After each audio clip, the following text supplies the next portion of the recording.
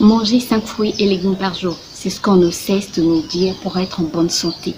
Mais est-ce que tous les fruits se valent? Est-ce que tous les légumes se valent? Est-ce que si je mange 5 fruits et légumes par jour, je serai en bonne santé?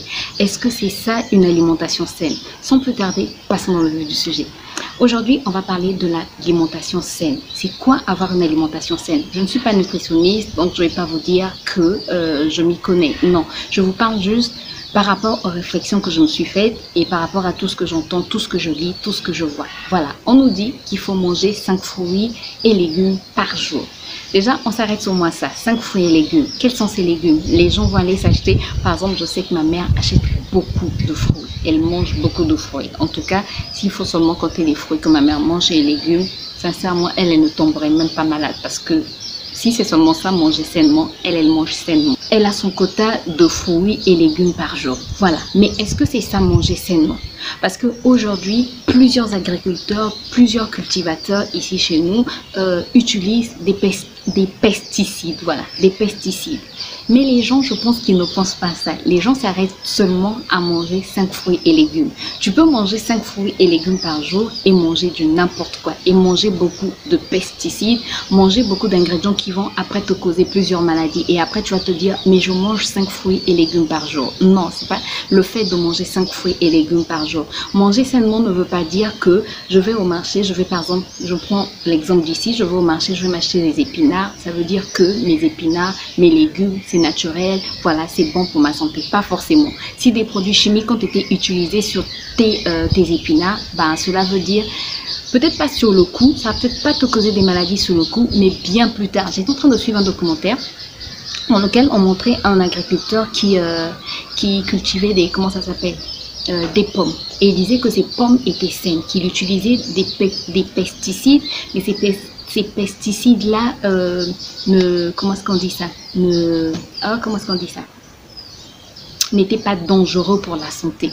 Mais après, quand on est allé voir un scientifique, on a analysé, on s'est rendu compte qu'il y avait même des perturbateurs endocriniens. Il faut savoir que les perturbateurs endocriniens vont perturber en fait la sécrétion des hormones et ça peut causer plusieurs maladies, les perturbateurs endocriniens. Aujourd'hui, certaines personnes même disent, certains scientifiques disent que les règles douloureuses peuvent être dues à des perturbateurs endocriniens.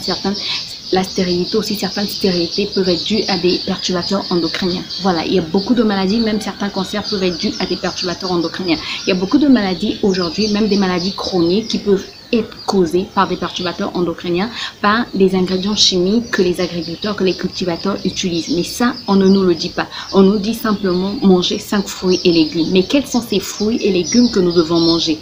Prenons le cas, par exemple, des concombres. Tu vas t'acheter des concombres. Si des pesticides ont été utilisés dessus, tu manges les concombres par exemple avec la peau et certains disent que ça s'arrête au niveau de la peau. Pas forcément. Dans le documentaire que j'étais en train de suivre, on parlait par exemple des fraises aussi et l'agriculteur disait que ces fraises étaient des fraises bio, bref, que ces fraises étaient très bonnes.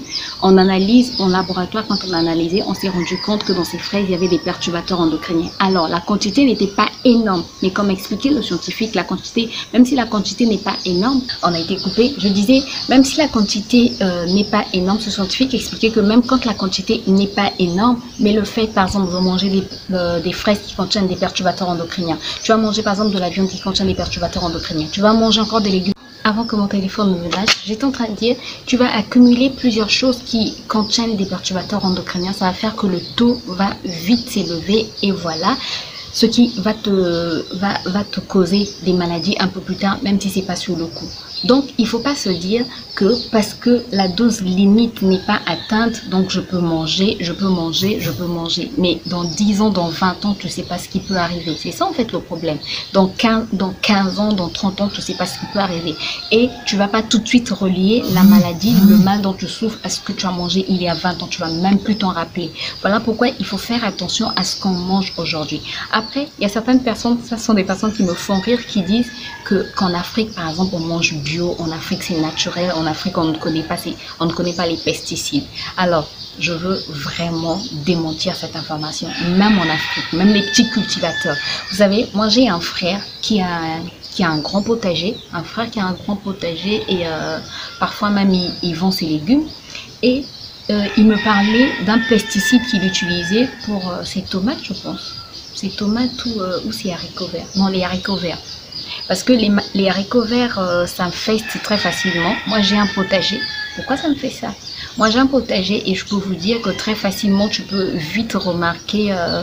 quand tu vas avoir un potager bio, il faut faire attention, mais tu vas vite remarquer qu'il y a beaucoup de maladies qui vont survenir et si tu ne fais pas attention, tu seras tenté de vouloir utiliser des pesticides puisque ça se vend, il y a des magasins où ça se vend, je connais des magasins où tu peux acheter des pesticides pour pouvoir éradiquer certaines maladies de ton potager.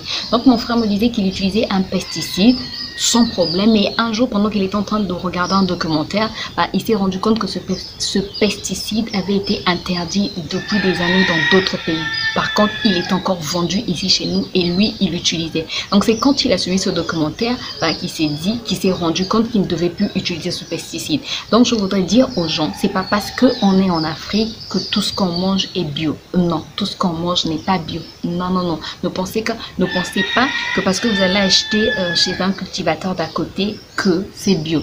Non, non, ça ne veut pas dire que tout ce qu'on a en Afrique est bio. Ensuite, les gens pensent aussi, quand on dit par exemple manger moins de viande, les gens vont dire non, la viande qui vient d'Afrique, la viande qu'on a ici chez nous, elle est forcément bio, on n'utilise pas de produits chimiques, tout et tout. Vous n'en savez absolument rien. Mais absolument rien. Les gens vont acheter des aliments dans des boutiques, dans des magasins spécialisés. Et dans ces magasins spécialisés, on ne va pas vous dire forcément ce qu'il y a à l'intérieur. En gros, on va vous dire qu'il y a ci et ça, mais moins de personnes en fait s'intéressent à ce qui se trouve dans l'aliment qu'ils vont donner à leur bétail. Je vous assure que moins de personnes s'intéressent à ça.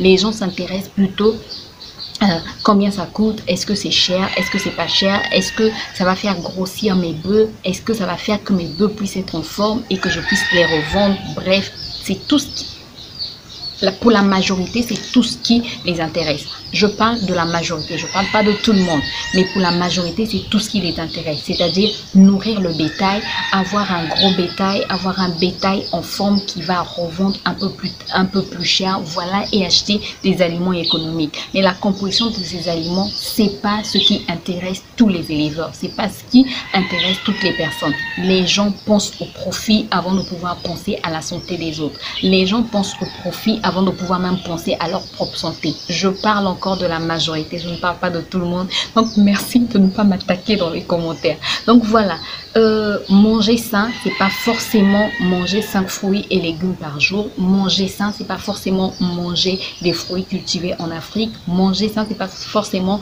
manger du bétail cultivé en Afrique. Je vais par exemple vous prendre l'exemple des poissons.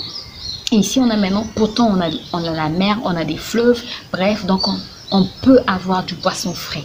On peut l'avoir, mais le poisson frais coûte cher. Quelque chose qu'on peut avoir sur place, mais ça coûte cher. C'est vrai, ça coûte cher. Et on a aussi des poissons d'élevage. Voilà.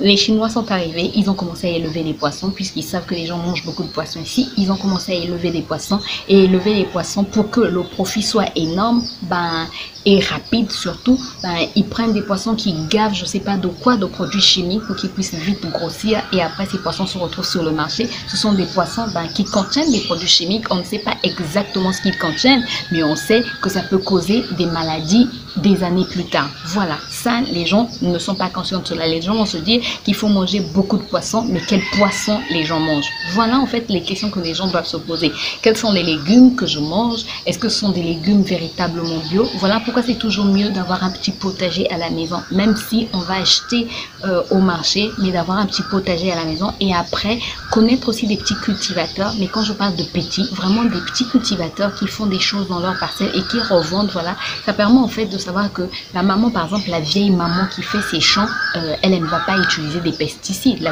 Cette vieille maman ne connaît pas les pesticides. Les pesticides, ce sont les intellectuels, les jeunes qui connaissent les pesticides. Voilà, la vieille maman, en fait, même pour ses graines, elle va pas aller dans les magasins spécialisés acheter des graines. Donc elle ne va pas, on va pas lui parler de ces pesticides-là. Vous comprenez? Donc en fait, se rapprocher plutôt de ce genre de personnes, quand tu connais ce genre de personnes qui cultivent, ce genre de personnes qui ont des potagers, voilà, tu peux te rapprocher de ces personnes-là pour pouvoir manger sain. Après les fruits, on a plus de fruits sains, par exemple les manguiers, on n'a pas besoin d'ajouter. Les manguiers, chez nous, ça pousse n'importe comment. Vraiment, ça pousse n'importe comment, les manguiers. Moi, par exemple, j'ai un un truc de fruit de la passion ici, c'est sorti comme ça.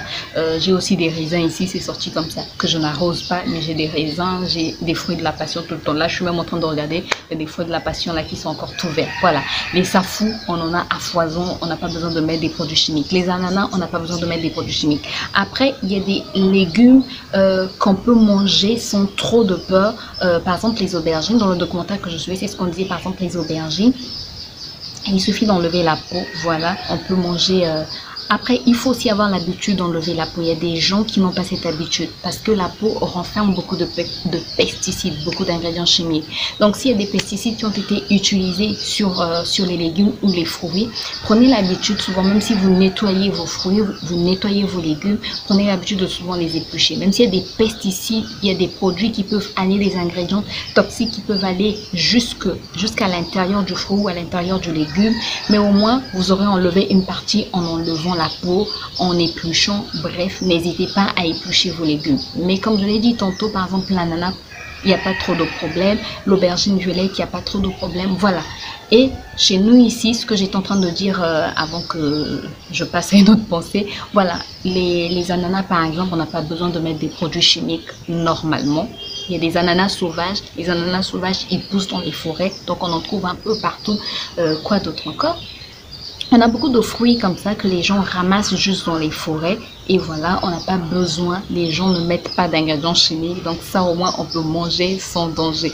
N'hésitez pas à me dire comment ça se passe dans votre pays. Est-ce que chez vous, les gens utilisent des pesticides régulièrement ou encore c'est juste quelques personnes qui le font? Bref, n'hésitez pas à me dire comment ça se passe et n'hésitez pas à me dire ce que vous entendez par manger sainement. Parce que moi, c'est quelque chose qui trotte dans ma tête parce que je veux vraiment prendre soin de ma santé, prendre soin de ma famille en mangeant sainement, en ayant une bonne alimentation. Voilà, j'espère que la vidéo a pu aider au moins une personne. Si c'est le cas, n'hésite pas à me laisser un pouce en l'air, à t'abonner si ce n'est pas encore fait et à cliquer sur la cloche pour plus de vidéos. Je te retrouve très bientôt pour une nouvelle vidéo. D'ici là, porte-toi bien. Bye bye.